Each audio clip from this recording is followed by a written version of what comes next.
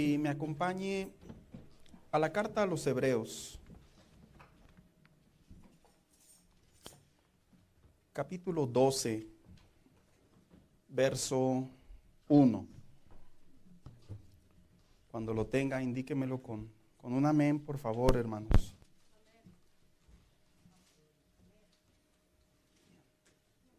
¿Ya lo tiene por ahí? Bien. Vamos a dar lectura a este único verso, hermanos, que está aquí. Y dice de la siguiente manera: por tanto, también nosotros que estamos rodeados de una nube tan grande de testigos, despojémonos de todo peso y del pecado que nos, ¿qué? Que nos asedia. Y corramos con perseverancia la carrera que tenemos. ¿Por dónde? Por delante. Siéntese por favor en esta hora, hermanos.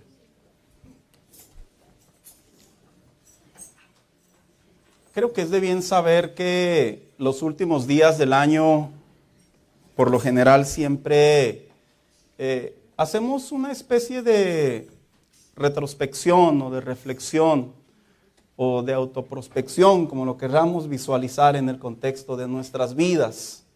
Por ejemplo, les menciono, hermanos, en breve, ¿quiénes se hicieron propósitos al iniciar este año? Levanten su mano. Bien. ¿Y los demás, hermanos? Que dicen, no, eso ya es para los que apenas están empezando, ¿verdad? Uno ya los lleva automáticos. En realidad, el hacer resoluciones o el observar nuestras vidas durante un año no es ni algo súper religioso, ni algo supersticioso, ni tampoco es algo malo. En realidad, esta costumbre se dice que viene desde los tiempos babilónicos, hermanos, 3000 años atrás aproximadamente, cuando los sabios de Babilonia observaban el cielo. Y cuenta la historia, la parte histórica, que de vez en vez, cuando finalizaban las temporadas del año, ellos observaban que las estrellas una vez pareciera ser que tomaban el lugar en donde un día estuvieron a determinado tiempo.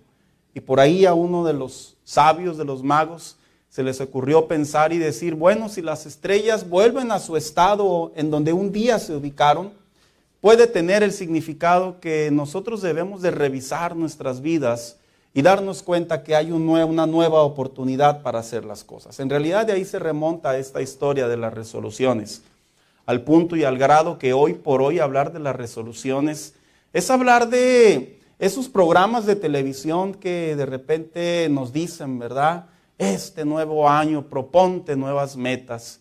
Y nos enseñan una lista que a algunos nos daba alegría y ahora nos da miedo, ¿verdad, hermanos? Proponte a pagar. Y no, pues ya empezamos mal, ¿verdad? Proponte a dormir bien. No, pues no se puede. Proponte a comer sanamente. No, pues menos por ser mexicanos. Ya ve cómo nos pega la vitamina T a nosotros. Los tamales, los totopos, las tostadas, las tortillas, etcétera, etcétera. Al punto y al grado que ya cuando viene el nuevo año, es de bien saber que es como un cliché. Pareciera ser que ya se nos hace una costumbre y un hábito. Esta semana y las próximas semanas, hermanos, sí puedo decirlo así. Dios ha puesto en mi corazón, orando al Señor, que atender en nuestra vida cristiana, como cristianos, unas saludables resoluciones que tenga que ver de manera individual, de manera personal, sin importar la edad que tú tengas, sin importar el liderazgo que ejerzas en la iglesia, sin importar la capacidad que tú tienes como hijo de Dios, los años de madurez. Hablar de resoluciones precisamente que tienen que ver con lo que nosotros debemos de procurar como cristianos aprovechando este tiempo. Por ello le he puesto por esto a esta serie de mensajes, resoluciones para la gloria de Dios. ¿Qué significa esto? Que no son meramente resoluciones para nosotros, hermanos, aunque no está mal, sino que son resoluciones que como hijos de Dios debemos entregárselas al Señor, porque algo que debemos de recordar los creyentes, la Biblia, la palabra de Dios, nos remarca constantemente, es que una vez que venimos al Señor no solo somos libres de la condenación, del pecado, de las ataduras, sino que también ahora nuestras vidas pasan a ser propiedad de Dios. Y como propiedad de Dios, nuestro deber, uno de nuestros deberes principales es glorificar a Dios, hermanos. Mira, es como cuando alguien se casa, esa persona hace el compromiso y ahora ¿a qué se dedica? A comprometerse a un buen matrimonio, a complacer a su pareja sanamente hablando. Es como los que se enrutan en la marina, en algún servicio de gobierno. Una vez que firman y se los llevan al camping, al bootcamp y entrenamiento y todo eso, ¿a qué se dedican, hermanos? A proteger, a servir de alguna manera a la patria. La vida de los hijos de Dios, no somos huérfanos, que hacemos de nosotros lo mismo que hacíamos antes. Creo que eso es algo que el Hijo de Dios se tiene que estar recordando constantemente. Ahora que vine a Cristo, ahora me debo a Él. Ahora que vine a Cristo, soy de Él. Ahora que vine a Cristo, mi vida se somete a la palabra de Dios. ¿Y por qué lo digo de esta manera, hermanos? Porque no somos llaneros solitarios, ni tampoco somos personas que creemos en nuestras propias ideas y aunque ahora nos digamos hijos de Dios, pues básicamente una cosa es lo que dice la Biblia, pero otra cosa es lo que digo yo. No, sino que la vida del Hijo de Dios ahora está para la gloria de Dios. Así que cuando hablamos de resoluciones, voy a abordar precisamente el capítulo 12 de la carta a los Hebreos y se lo voy a contar brevemente por qué se escribieron estas palabras. Cuando usted y yo leemos el capítulo 12 de la carta a los Hebreos, es un verso muy común que hemos escuchado y me atrevo a creer que algunos de nosotros no lo sabemos de memoria. Sin embargo, me ha dado a la tarea, hermano, en el buen sentir que como hijos de Dios nos adentremos a la razón por la que se escribieron estas palabras. ¿Por qué es que el autor escribió lo que escribió guiado por el Espíritu Santo? Se dice que la carta a los Hebreos, a pesar de que a manera de estudio es una de las cartas de mayor dificultad a la que se enfrentan los teólogos, hermanos. Este es un dato muy, vamos a llamarlo, más espeso para los cristianos. La carta a los Hebreos, todos aquellos que se hacen teólogos en profesión, entre ellos mismos dicen que es de las cartas o la carta más complicada para poder interpretar. Y no solamente porque está plasmada lo que se le conoce la doctrina de la cristología, sino también porque en ella se encuentran muchos aspectos del Antiguo Testamento sobre la sombra de la vida cristiana que hoy en día es. Al punto y al grado que se ha convertido en una carta fascinante entre los teólogos. Sin embargo, a manera más básica, sí hay una razón por la que se escribió la carta a los Hebreos. Y la carta a los Hebreos se cree de acuerdo a ella misma como fue escrita. Se dice que fue escrita por dos razones. Mire, en primer lugar fue escrita 70 años después de Cristo. ¿Y eso qué, pastor? Mucho. Porque los que conocemos un poquito más de historia, sabemos que el templo, cuando fue derribado por un emperador romano en aquellos tiempos y terminó culpando a los cristianos, se dice que se suscitó precisamente 70 años después de Cristo. Para ese entonces la iglesia tenía una razón más por qué ser perseguida. Cuando llegó el evangelio a los judíos, que fueron los primeros que escucharon la palabra de Dios, se dice que esta carta se escribió a los judíos cristianos que se encontraban en una etapa de su vida completamente compleja a la que se vivió inicialmente la iglesia. ¿Por qué? Porque no solamente existía la persecución por el hecho de ser cristiano, sino que ahora Roma se dedicaba a expatriar, a quitarles las propiedades a los cristianos, a tal punto y a tal grado, hermano, que los dejaron en la miseria.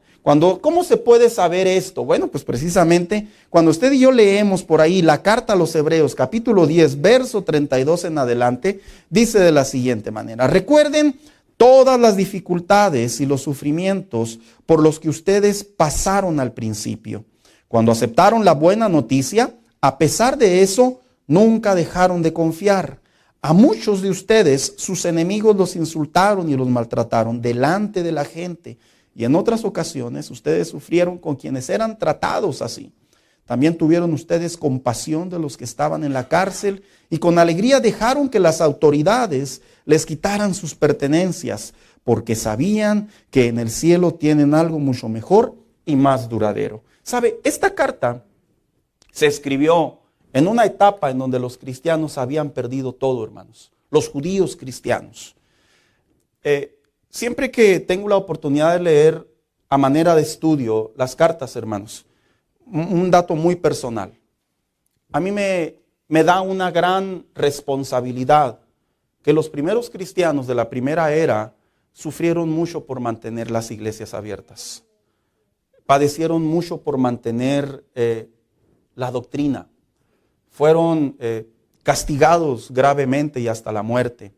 Los intentaron dispersar, los quemaban vivos, los llevaban a los salones romanos y los entregaban a los leones, y era la gracia, la comedia de los romanos.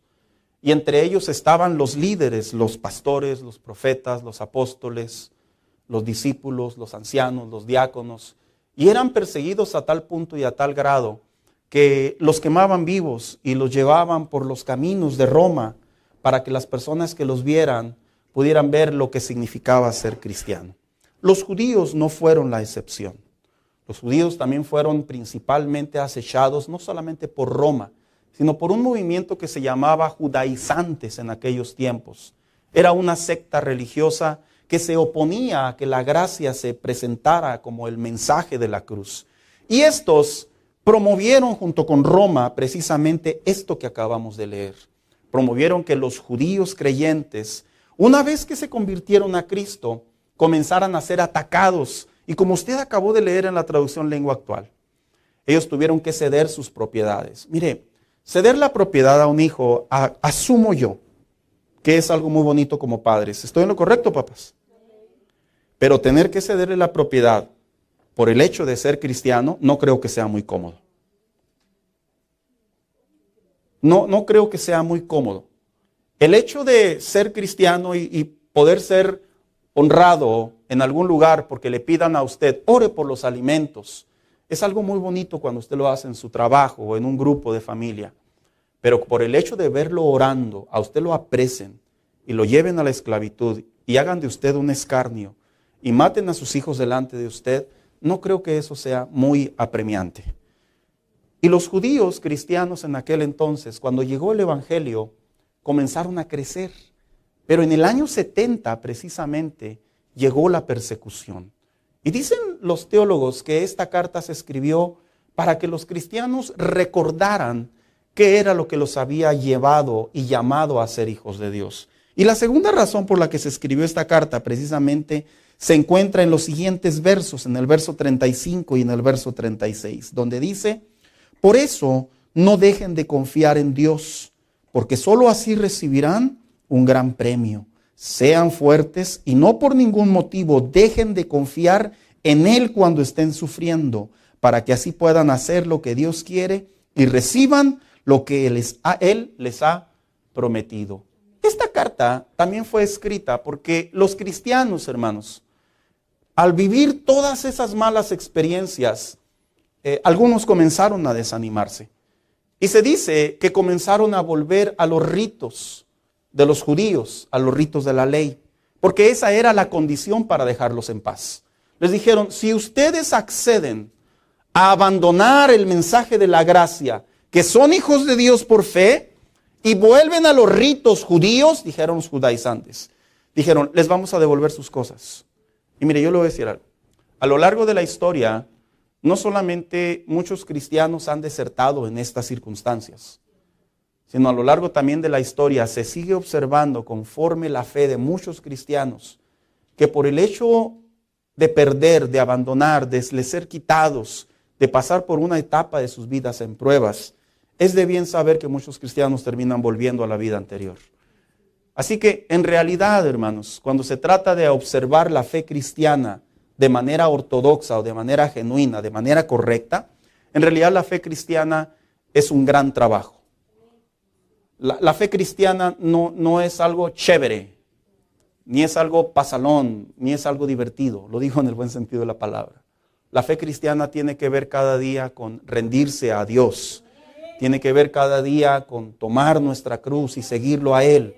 Tiene que ver con observar que ahora nuestras vidas no se rigen bajo nuestras ideas humanas o carnales o pecadoras, sino que ahora se rigen bajo el Espíritu Santo y la palabra de Dios.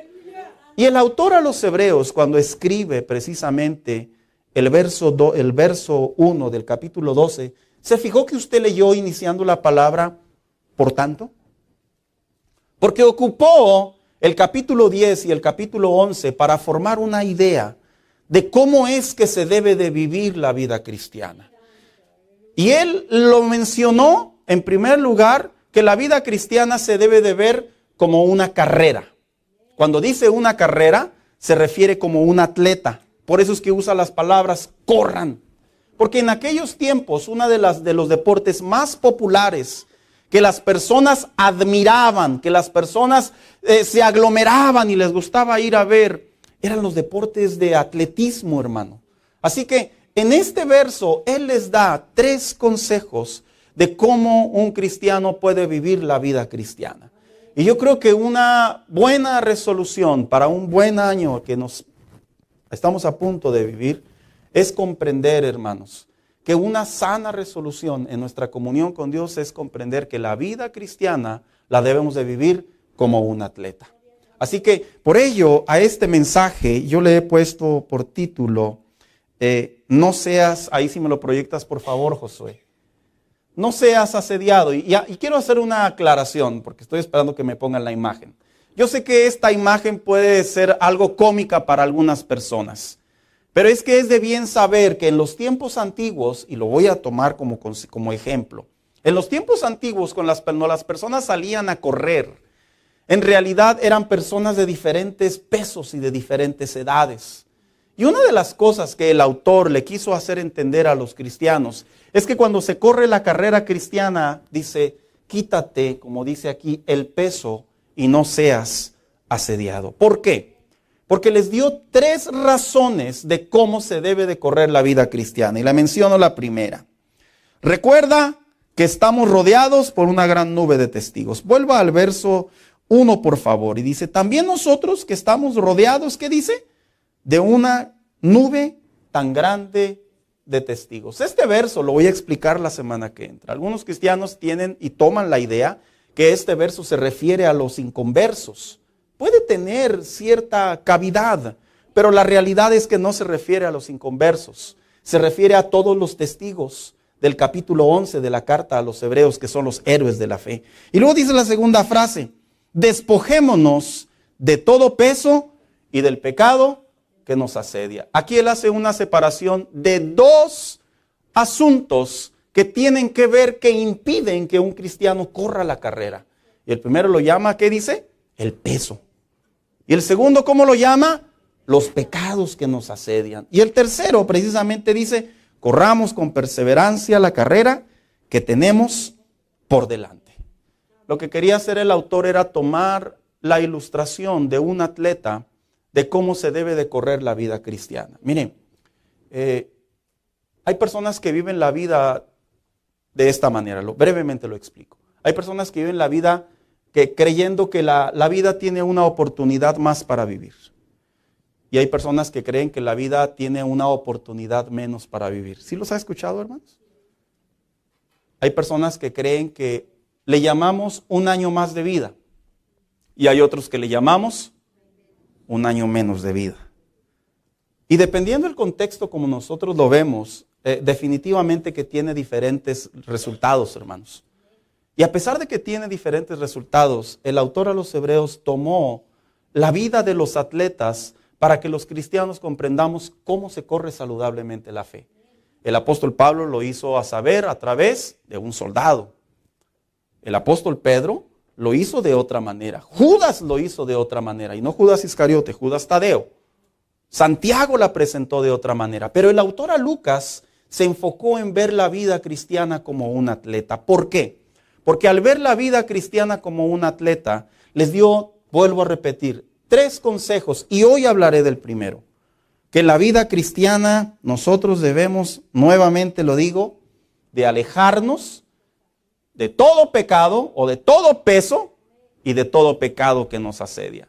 Y empiezo precisamente, y me río, hermano, porque cuando trabajaba en este mensaje, yo decía, qué gran capacidad del autor de poderle enseñar a los cristianos que cuando ves la vida como un atleta, realmente la puedes entender a tu vida. Hoy en día todos conocemos los atletas.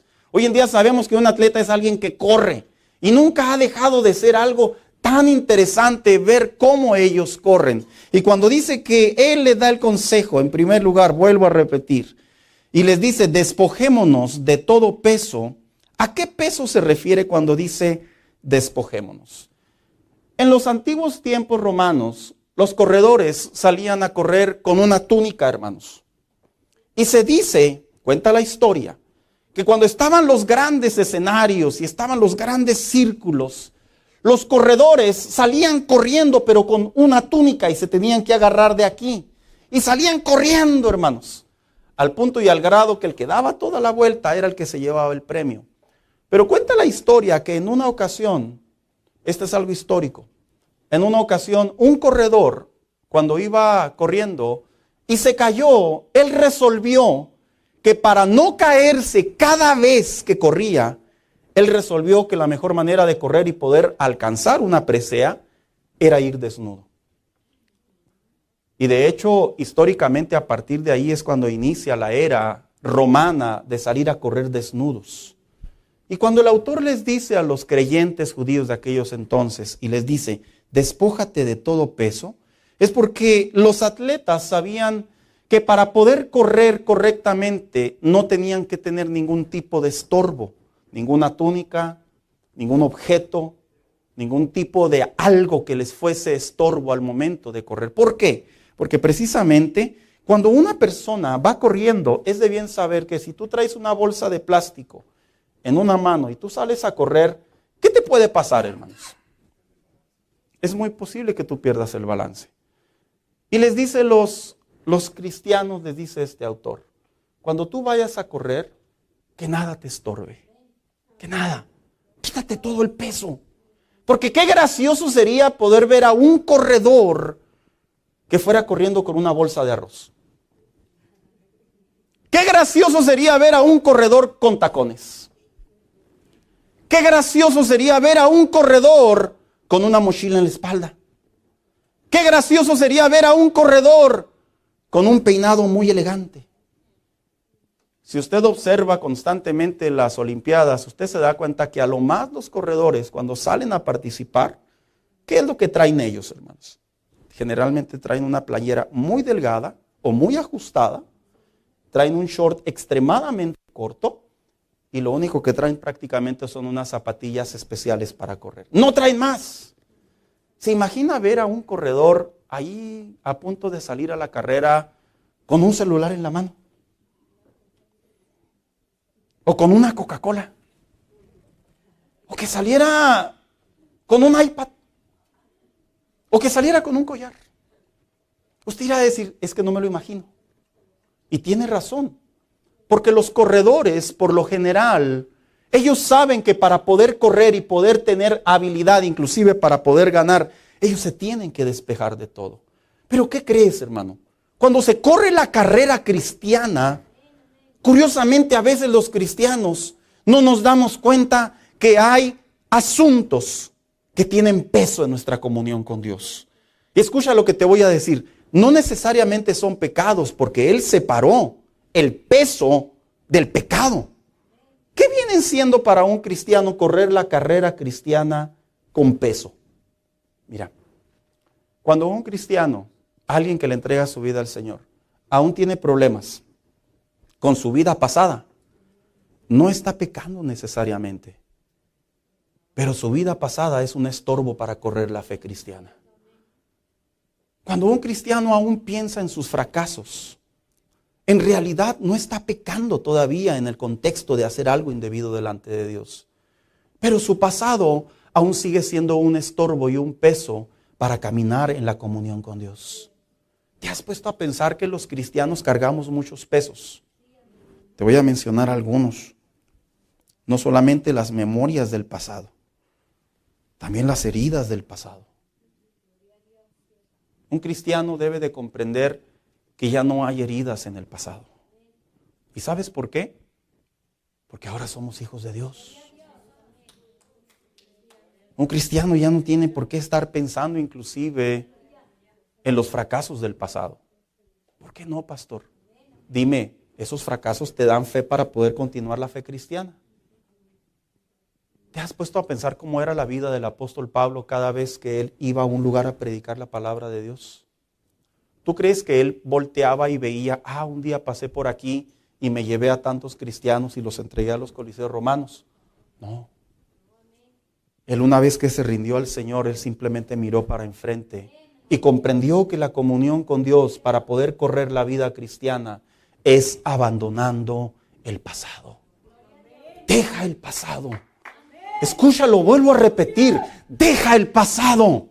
Te lo vuelvo a repetir, deja tu pasado. Tu pasado ya no es parte de tu comunión con Dios. Habrá tal vez cicatrices, habrá tal vez experiencias, pero ya no forma parte de la comunión que Dios le ha dado a tu vida de ahora en adelante por medio del Espíritu Santo. Y los cristianos en la actualidad, hermano, viera cómo lidian con las memorias y las heridas del pasado. Lidian mucho. Se acuerdan mucho de las cosas malas que hicieron. Se acuerdan mucho de las cosas malas que les hicieron a ellos. No hay beneficio. ¿Habrá beneficio en estar acordándote las tragedias que te sucedieron? No hay beneficio. Y eso es lo que se le conoce como el peso. No son pecados que tú cometiste. No son pecados inclusive que los hiciste en tu sano juicio como hijo de Dios. Son asuntos que tienen que ver con lo que un día te sucedió cuando no eras hijo de Dios. Te voy a platicar una anécdota. Hace muchos años, hermanos, en un campamento. Estaba una jovencita, 16 años más o menos. La jovencita empezó a tener signos de que estaba endemoniada. Ella asistía a una iglesia. Tenía años asistiendo a una iglesia. Pero cuando estuvimos en el espacio de la liberación, la muchachita confesó que a pesar de que ya tenía muchos años en la iglesia desde su niñez, ella nunca había perdonado a su padre que la había violado. Y ella misma reconoció que la razón por la que se encontraba en esa condición era porque tenía mucho rencor y odio hacia su padre. Ella no pecó. Ella no cometió la falta. Pero el peso de las desgracias de su pasado la estaban llevando en su comunión con Dios. Y cuando el autor le dice a los cristianos, deja de pensar en el pasado, deja de pensar en el peso, es porque les está diciendo, libera tu comunión con Dios, libera tus pensamientos, libera tus acciones, libera tu reacción, libera tu conducta. Una manera de decir, no hay nada que vivir la vida cristiana en una sana comunión con Dios, en donde ahora que soy una nueva criatura, se me está formando una nueva identidad y ahora sí voy a hacer las cosas bien, ahora sí voy a confiar en Dios, ahora sí voy a esperar en Dios, ahora sí Dios está de mi lado. Pero el autor les recordaba a los cristianos y les decía, ya no pienses en tu pasado. Y el mismo apóstol Pablo, aconsejando a la iglesia de Roma, capítulo 8, verso 35, les dice, ¿quién podrá separarnos del amor de Jesucristo? Nada ni nadie, ni los problemas, ni los sufrimientos, ni las dificultades. Tampoco podrán hacerlo el hambre, ni el frío, ni los peligros, ni la muerte. En medio de todos nuestros problemas, estamos seguros de que Jesucristo, quien nos amó, nos dará la victoria total. Yo estoy seguro de que nada podrá separarnos del amor de Dios. Y mire lo que escribe, ni la vida ni la muerte, ni ángeles ni los espíritus, ni lo presente ni lo futuro. Hablando en contexto que lo que estaba viviendo la iglesia de Roma, no solamente Dios los había liberado del pasado, sino que también Dios los liberaba del futuro. Y sabes, esto es algo bien interesante, porque yo me he dado cuenta que otro de los pesos que muchos cristianos cargan, no solamente es el pasado, también es el futuro. ¿Sabías tú que a muchos cristianos les gusta pensar cómo les va a ir en el siguiente tiempo, en el siguiente trabajo, en el siguiente año, en su matrimonio, cómo les va a ir con sus hijos en un futuro? Y no es malo, hermano. Tenemos la habilidad y la capacidad de observar a futuro. Pero el problema es cuando observamos el futuro y lo vemos incierto. El problema es cuando observamos el futuro y lo vemos como una incertidumbre. El problema es cuando observamos el futuro y lo vemos con una desesperación. Ese es un problema y ese es un peso.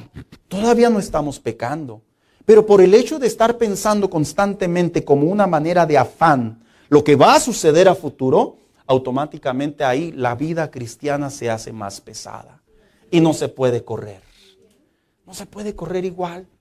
No hay manera. Por ejemplo, ¿a quienes no les ha pasado que piensan cómo le van a hacer para pagar? Yo creo que a todos, ¿verdad, hermanos? En algún momento. Y mira, todavía no estamos pecando, pero ya nos está agobiando esa situación. Todavía no nos derrotamos o nos damos por derrotado y le decimos a Dios, ¿dónde estás? Pero ya estamos agobiados, ya estamos tristes hasta cierta manera, nos encontramos pensativos, nos encontramos, ¿y cómo le vamos a hacer? Cuando el mismo Cristo le dijo a aquella multitud, no pierdas de vista que por pensar mucho en ello le vas a poder agregar un codo a tu vida. Cuando el mismo Cristo dijo, si yo les doy de comer a las aves del cielo, cuanto más a ustedes. Porque los afanes, los excesos pensamientos hacia el futuro, de alguna manera sí forman peso en nuestra comunión con Dios. Pero no peso benigno, sino peso maligno. ¿Qué debo de hacer, pastor? Simple. En vez de estar preguntándote cómo, mejor confiamos en Dios. Porque cuando confiamos en Dios, la conducta cambia mucho, hermano. Mira, te lo voy a poner así. ¿Quiénes han tenido la oportunidad de trabajar en un lugar en donde no le pagaron el día que le dijeron que le iban a pagar? Todos, ¿verdad, hermanos? Luego ya le pagan después. Pero aquí no se le ha quedado la espinita de la siguiente semana. Aquellos que han trabajado en compañías en donde hay un departamento de contabilidad y, ay, discúlpenos, no le pagamos. Y no han tenido la sensación que la siguiente quincena posiblemente no les van a pagar. ¿A quiénes les ha pasado eso, hermano? Qué adrenalina, ¿verdad? Porque todavía ni son las 12 y usted ya está revisando la cuenta bancaria. Todavía ni son las 6 de la mañana y ya está viendo a ver el balance. Porque por naturaleza, el pensar constantemente en el futuro se convierte en un peso. Y se dice que cuando una persona no está enfocada en una actividad, nos hacemos personas distraídas.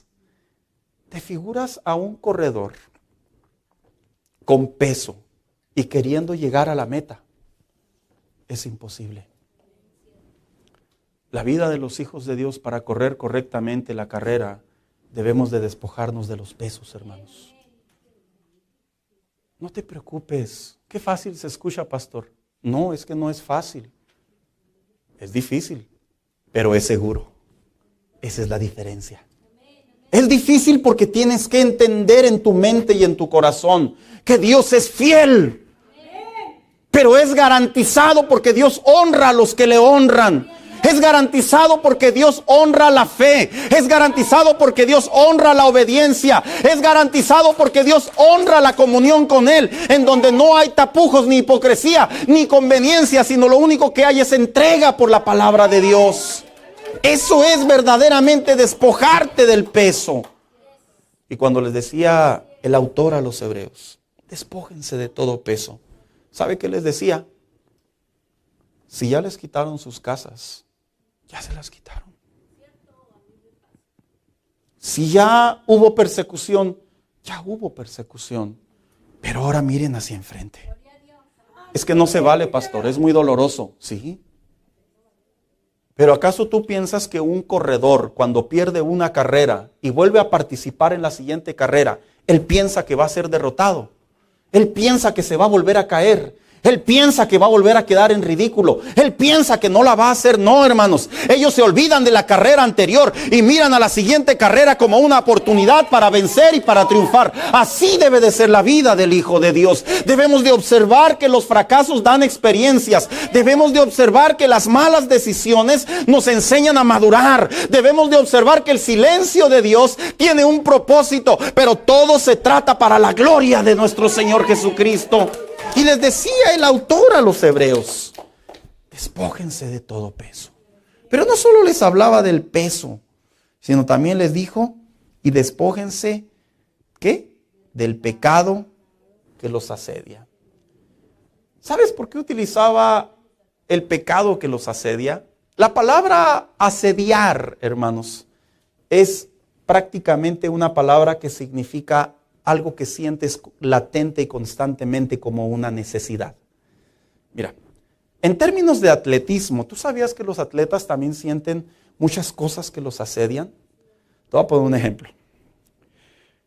Aquellos que se preparan para el atletismo, ¿a poco tú crees que a ellos no se les antoja unos tacos? ¿No se les antoja un menudo? ¿No se les antoja unos tacos de tripitas, hermanos? O sea, yo sé que es gracioso. ¿A poco tú crees que no se les antoja agarrar una coca y tomársela toda? Yo he leído artículos, me río, hermanos. He leído artículos en donde se han confesado atletas que no dieron el rendimiento que tenían que dar porque una noche antes le entraron duro a la comida. ¿Y sabes por qué? Porque ellos prácticamente se preparan para una carrera. Y una de las cosas que tienen que hacer ellos es tienen que abstenerse constantemente de cualquier cosa que pueda ser peligrosa para la competencia. En otras palabras, ellos tienen que abstenerse, abnegarse de cualquier placer, de cualquier gusto, de cualquier distracción que pueda ser objeto de que les reduzca su resistencia para competir. Es por eso que muchas de las veces tú cuando los ves correr como gacelas. Y no es precisamente, hermano, porque se aventaron unos gansitos una noche antes. No es precisamente, hermano mío, porque se aventaron los tamales de la abuelita que les mandó. Es porque pusieron su mirada en única y exclusivamente llegar a la meta y ganar un buen lugar. ¿Sabías tú que los cristianos tenemos pecados que nos asedian? ¿De veras, pastor? Sí. Los pecados que generalmente asedian a los cristianos son los que están relacionados con nuestro carácter y nuestra personalidad. Cuando me refiero a nuestra personalidad, me refiero a cómo somos genéticamente en parte. Y cuando me refiero a nuestro carácter, me refiero a lo que nos ha formado la vida. Mira, hay cristianos que son asediados por los pecados de la ira. Sí, son cristianos que cualquier cosa los hace explotar. Esos son los pecados que te asedian. Y dijo el autor a los hebreos, aléjate de ellos. Hay cristianos que son asediados, hermanos, por la lujuria. Estos cristianos no les conviene para nada acercarse al sexo opuesto si no están con sus parejas. Hay cristianos que están asediados en su personalidad, que tienen una personalidad muy sensible y cualquier cosa los hace llorar o cualquier cosa los hace desanimarse. Si tú estás mirando una situación de peligro, aléjate porque seguramente te va a asediar y te va a convencer y te va a deprimir. Mira, un ejemplo. Hay una frase que nos decían los predicadores antiguos cuando éramos jóvenes. Nos decían así, muchachos, el hombre es fuego y la mujer es topa. Llega el diablo y luego sopla. ¿Sabes por qué nos decían eso? Algunos entendieron el dicho. ¿Sabes por qué nos decían eso? Porque en la juventud la hormona está muy suelta. Está muy suelta la hormona en la juventud. Y es natural, es parte de nuestra naturaleza. Y nos decían constantemente, si tú sabes que te mueve el tapete cualquier cosa, aléjate, huye, vete. Por eso le dijo el apóstol Pablo a Timoteo. Y le dijo, huye, aléjate Timoteo, porque Timoteo era joven. Y se dice que todavía no era casado y tenía que enfrentar situaciones con el sexo opuesto, dicen los historiadores. Y Pablo le dice a Timoteo, en otras palabras, debido a tu condición juvenil, te conviene prepararte para que no seas asediado por las tentaciones. Mira, si tú eres un cristiano que te gusta mucho la tecnología, escucha lo que te voy a decir. Tú eres asediado constantemente por esto. ¿Sabes cuáles son los pecados que asedian hoy en día a los cristianos, incluyendo a los no cristianos? El celular. ¿Miras cómo nos asedia? Tanto así que si se nos descompone el celular, sentimos que se va el aire, hermanos. No vamos a la cita médica cuando debemos de ir. Pero sí vamos a que nos reemplacen el celular. Hasta pagan overnight para que les llegue. Tal vez exageré, pero sí existe seguramente. ¿Sabes cómo somos asediados los cristianos del siglo XXI? No solamente por el celular, por el entretenimiento. Si tú no sabes controlar las cuentas de entretenimiento, Netflix, Hulu y tantas que existen, hermano, deja de pagarlas. Porque te asedian, te captan, te arrebatan, te encadenan. Al punto y al grado que no solo te roban el tiempo de tu vida personal, sino también familiar, matrimonial, espiritual, de tu crecimiento intelectual, de tu crecimiento profesional. A mí me llama mucho la atención cómo en esta vida la gente está siendo tan asediada por estos asuntos. Hace tiempo veía un reel, como le llaman hoy en día, y me causó mucha gracia. Estaba un muchacho y decía, ¿cómo sería la vida de los cristianos si en vez de ver el celular viéramos la Biblia? Y luego se veía el muchacho lavándose los dientes con la Biblia en la mano. Luego se veía el muchacho a un lado del microondas con la Biblia en la mano. Y luego se veía el muchacho en la cama con la Biblia en la mano, o sea, reemplazando lo que se hace con el celular. Y me causó tanta gracia que dije, sí es cierto. ¿Cómo nos veríamos los cristianos en vez de traer el celular en la mano, trajéramos la Biblia? Bien bonitos dicen por acá, ¿verdad? Te voy a compartir unas traducciones de cómo es que el pecado asedia la vida de los cristianos. Una versión dice, fácilmente te envuelven los pecados que asedian.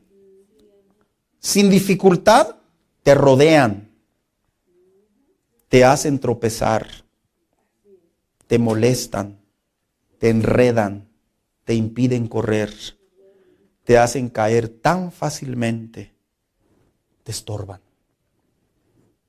Hoy en día los cristianos, me atrevo a creer que muchos han dejado de crecer espiritualmente, hermanos. Han dejado de crecer en su vida en Dios porque tienen mucho peso. Hay mucho peso en ellos y no puedes correr la carrera cristiana de esa manera. Muchos cristianos hoy en día no solamente hay el peso, sino también puede ser que son asediados constantemente por estos pecados. Sientes que te persiguen, sientes que estás atado, que estás anclado. Arrinconado, mire, dieron otra frase. Y sí es cierto, hermano. Yo cuando tengo la oportunidad de platicar con las personas sobre su crecimiento espiritual, ¿sabes qué identifico? Identifico que el tiempo que pueden utilizarlo para buscar al Señor y crecer a través de su palabra y de tener una buena vida espiritual en crecimiento, yo identifico que se enfocan más en sus problemas, en sus placeres, en lo que los asedia, en lo que los tiene esclavizados. Y por eso es que vemos tantos cristianos que en vez de correr la vida cristiana a un ritmo de maratón, los estamos viendo arrastrar literalmente, en el buen sentido metafórico. Parece que van arrastrando cientos de libras al momento de caminar.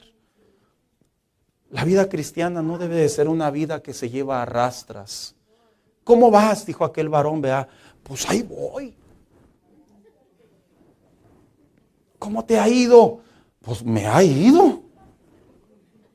La vida cristiana debería de ser una carrera en donde debería de haber constante gozo, donde debería de haber constantes victorias, donde debería haber constante crecimiento, donde debería haber constante pasión. ¿Por qué?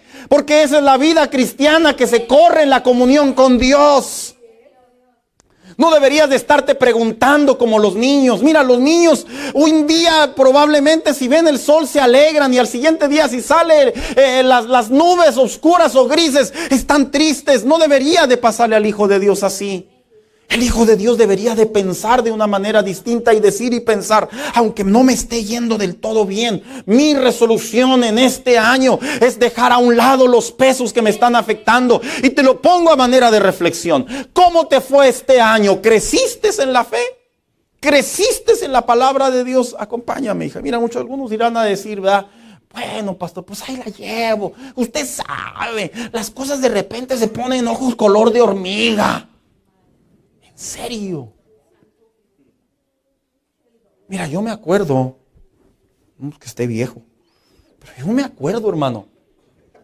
Yo me acuerdo que apenas le entregaba a uno la vida a Cristo y a los 6 meses ya lo tenían a uno sirviendo al Señor.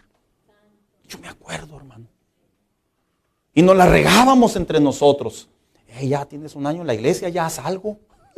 Nos la regábamos. Yo me acuerdo, hermano, que nos forzaban a aprendernos la Biblia. En serio. Nos forzaban. En serio, pastor, les hacían manita de puerco. No es forzar. Nos hacían desafíos para conocer la palabra de Dios. Yo me acuerdo que, veíamos a alguien predicar y desde atrás, échale, le echábamos porras, ¿se acuerda, hermano? Le echábamos porras, échale, brother. Y luego el brother se soltaba riendo, le ganaban los nervios. Y volvía en sí. Yo recuerdo que muchas de las veces los líderes nos volvían a llevar al altar. Ya estábamos sentados. Y nos decían, venga. Y en obediencia, porque teníamos que respetar a nuestros líderes, nos devolvían al altar. Era una sana exhortación para crecer en la fe. ¿Y sabes qué es lo que se ve mucho hoy en día en las iglesias, hermano? En el cristianismo. Los cristianos ya no están corriendo la carrera. Ya no traen ritmo, no traen condición. Yo les he platicado anteriormente que este 2024 me propuse irme a correr. Y me acuerdo que bien machine, porque yo corría mucho, hermano, en mi juventud. Participaba en atletismo, de resistencia, de kilómetros. Y afortunadamente es una de las virtudes que Dios me dio. Me gustaba correr y aguanto mucho. Yo me acuerdo que me agarré corriendo una manzana, hermano. Y cuando me detuve me empecé a marear. Y dije, ¿qué te pasa, Castañón? Si tú puedes con esto y más. La realidad es que yo solo tenía las memorias, pero ya no tenía la condición. Y así muchos cristianos les pasa. Tienen la memoria, pero ya no tienen la condición. Y lo seguía haciendo, y lo seguía haciendo, y lo seguía haciendo. Voy a platicar esta anécdota. Mi esposa y yo tomamos el hábito de ir a nadar. Y lo hicimos por un buen tiempo. Pero se cruzó algo, hermano, que nos impidió y faltamos por 2 meses a la alberca, hermanos. Y hace unas semanas, echándonos porras uno al otro, vamos a nadar, sí, vamos a nadar. Y yo, de mula, decimos los mexicanos. Ella se metió al agua y ahí estaba. Y dije, a ver, ¿cuántas aguantas? No, hermano, llegó a la otra orilla y llegó. Y total, nos regresamos a la casa. Me decía, me cansé. Digo, pues claro, tenías 2 meses sin ir. ¿Y a ti cómo te fue? Dije, me fue muy bien. También me cansé, pero aguanté un poco más. Pero cuando llegué a la casa me puse mi oxígeno. No sé qué era, es broma. Porque entendí una vez más que si realmente quieres mantener un ritmo, un deporte, una meta, no debes de dejar de hacerlo. Hay cristianos que han dejado de orar y te afecta tu ritmo espiritual. Hay cristianos que han dejado de congregarse fielmente, afecta tu ritmo espiritual. Hay cristianos que han dejado de servir al Señor afecta tu ritmo espiritual. No lo vas a notar ahorita, pero ¿sabes cuándo lo notaron los hebreos? La carta a los hebreos, los judíos cristianos, cuando llegó la persecución y se dieron cuenta que atendían más el peso de las necesidades, el peso de las tragedias, el peso del pecado que los asediaba, que seguir la carrera cristiana. La carrera cristiana, así es. Y no hay un deporte más fácil, pastor. No. No hay. Y es que se tiene que buscar a Dios, sí. ¿Se tiene que venir a la iglesia? También. A ver, gradúate de UTEP sin pararte y ni estudiar ni hacer ningún examen, no, ya hacerlo de vez en vez. A ver, hazlo. Es posible que no. A ver, haz lo que hacen los hermanos en sus labores profesionales. No te vaya a pasar como me pasó hace muchos años a mí. Estaba en una casa de unos pastores y ahí estaba un ventilador, hermanos. Y le digo a la pastora, ¿quiere que se lo ponga? Dice, ¿sabes ponerlos? Claro, los mexicanos todos sabemos hacer. Y lo agarré y lo desarmé, hermanos. Y lo armé completito. Ahorita algunos lo van a entender. Y yo, bien inteligente, quité el foco, el receptáculo, como se dice en español. Y empezó, agarré todo el abanico, hermano, y me subí a una silla. Y empezó con la otra mano, estaba conectando los cables. Qué gracioso me veía, ¿verdad? Los hermanos electricistas han de decir, ay, Saulito. Bueno, estaba chavo. Y en eso entra un hermano. Fue a visitar a los pastores. Y me acuerdo que el hermano me decía, ¿necesita ayuda, hermano? Oh, hermano, gracias. Usted atienda sus asuntos, yo aquí me encargo de poner el abanico. Literalmente duré 1 hora y media intentando conectar 3 cables, hermanos. Se me durmió el brazo, me bajé, pedí intervención angelical, todo. Me tomé un vaso de soda, vaso de agua, se me bajó la presión. Y al último lo puse. Y le digo a la pastora, préndalo. Lo prende la pastora. Y recuerdo que me dice el hermano, ya había puesto abanicos anteriormente, ya varios, hermano. Seguramente es un tornillo ahí que quedó mal. Y la pastora, después de 2 horas, me dice, el hermano es electricista. Me sentí tan mal, hermanos, porque realmente sale a flote lo que verdaderamente somos cuando nos encontramos en el asunto. ¿Sabes cuándo se nos ve a los cristianos? Cuando dejamos de correr la carrera cristiana. Cuando vienen las pruebas. Ahí se nos nota de volada.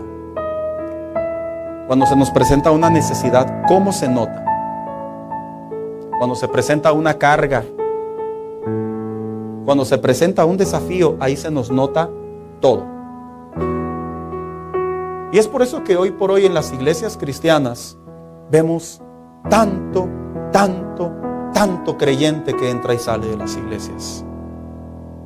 Porque se la mantienen pensando en su pasado, se la mantienen pensando en su futuro. Deja de pensar en eso y confiemos en Dios. Los pecados nos asedian y se hacen amigos de los pecados. Les gusta, perdón la palabra, o nos gusta.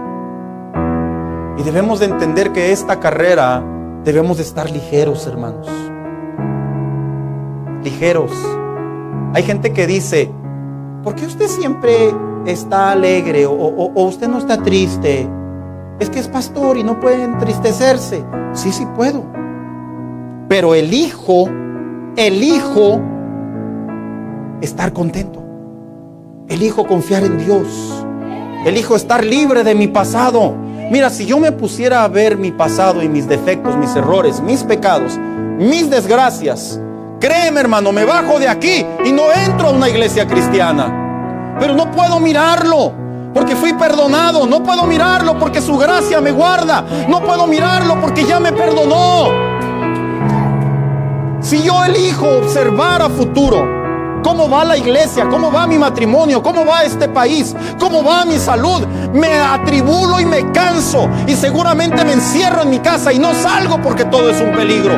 Pero debo de elegir, como algunos de ustedes, poner mi mirada en Dios y caminar, que Él es fiel, que Él es fiel, que Él es fiel, y nada le sucede a los hijos de Dios que no sea por la voluntad de Dios.